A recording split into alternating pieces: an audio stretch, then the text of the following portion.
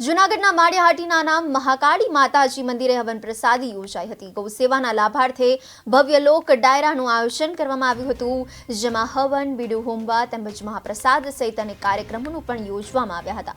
ઉચ્ચ કોટીના કલાકારોએ કલા પ્રસ્તુત કરીને લોકોના ઉત્સાહમાં વધારો કર્યો હતો।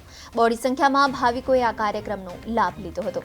જૂનાગઢના માળિયાહાટીના નામ મહાકાળી માતાજીના મંદિર ખાતે હવન પ્રસાદી યોજાઈ હતી। ગૌસેવાના લાભાર્થે ભવ્ય લોક ડાયરો પણ યોજાયો હતો અને આ લોક ડાયરામાં વિજય મોકરિયા, ભાવના બાંભણિયા તથા લોક સાહિત્યકાર રાજભા ગઢવી સહિત કલાકારોએ પોતાની કલા પ્રસ્તુત કરી લોકોના ઉત્સાહમાં વધારો કર્યો હતો। બહોળી સંખ્યામાં ભાવિકોએ આ કાર્યક્રમનો લાભ લીધો હતો।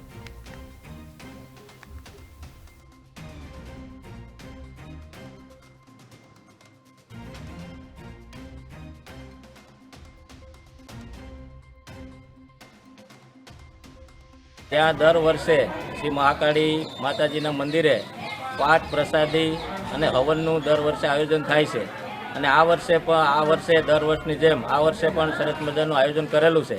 તેમાં ગામના પ્રત્યેક વ્યક્તિ અને 18 વરણ એક દિવસ માટે બધા સાથે પ્રસાદ લે છે। પછી તેમાં જ્ઞાતિ જાતિ કોઈ પણ જોવામાં આવતું નથી અને એક સાથે બધા પ્રસાદ લે છે। આનાથી અમારા ગામનું એક્ય પણ જળવાઈ રહેલું છે અને અમારા ગામ માટે એક આ મહાકાળી માનું મંદિર છે તે અમારી આસ્થાનું સ્થાન છે। ત્યાં દર વર્ષે શ્રી મહાકાળી